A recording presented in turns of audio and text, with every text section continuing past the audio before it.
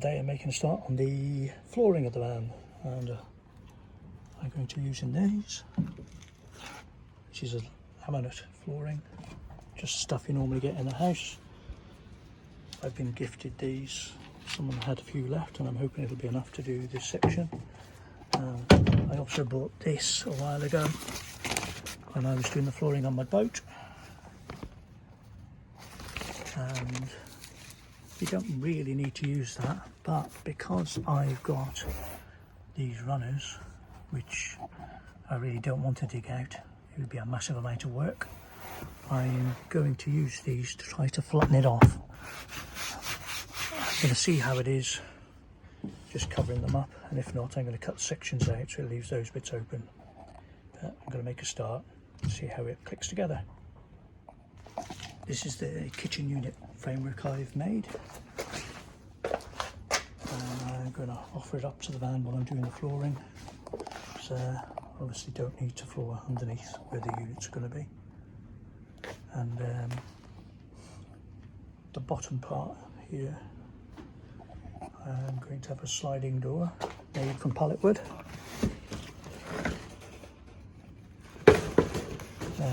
The wood can be quite heavy in pallet wood, and it's not the thinnest stuff, but we're not going to be having an awful lot of other stuff in the van, and I'll be weighing it once the van's completed, so there shouldn't be anything to worry about with that. And it's free. This is what I'm going to be using to keep the sliding doors in the runners. It's 12 by 44. And I'm going to have one on there and one on the inside, and the doors will stay inside of that. The far side I'm going to have fixed because I'm going to have a little door on the far end. And this side's going to be on a slider because it's concealed here. So I'm going to use that line to mark where my where I'm going to cut the fiberboard, and then put a couple of planks in and see how it measures up. Actually, I'm going to put the planks in first and see how it measures up, rather than have to cut big long strips, because if it fits slightly over, then I might just go with that, or even tuck them underneath the bed. So that's what I'm putting down, nearly completed. Initially I had one piece across here, and I went underneath with a marker pen. I marked out where I wanted to cut, and then I've put those loosely in, got the next piece down, and then I've wiggled these into position after. In some cases I've had to put screws in. Hopefully I'll be able to put some trim and hide those away, but I've done them in places where hopefully it won't be too obvious.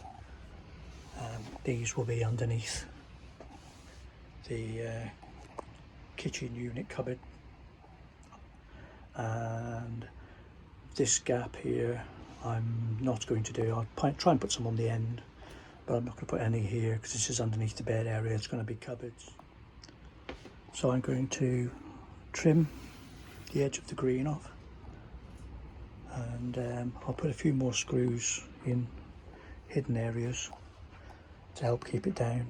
I tried putting, you usually use these panel pins and things, but they don't work well enough in this case, which is why I've added some screws just to help keep it all down. The last piece I've left out just so you can see how they attach. Those pieces slide in there into the groove, move it along, then press it down,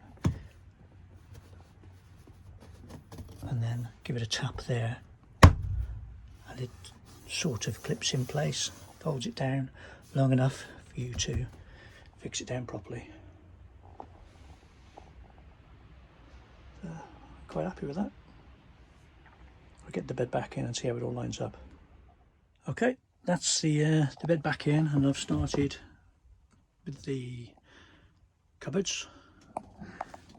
I had to raise up the far side to get the bed level. I've used some offcuts of the flooring all the way around. So that's all fitting nicely, it all looks good.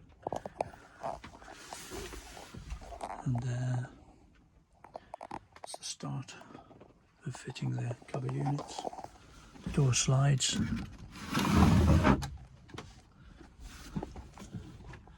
I will show how I've built all that once it's all complete.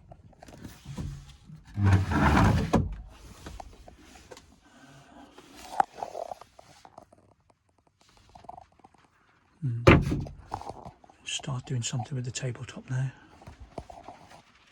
I might trim it in a bit more, make sure it's all level. But yeah, happy with the flooring. I'm just going to go around the edges here with some black sealant, just so it all looks tidy. And the same at the back.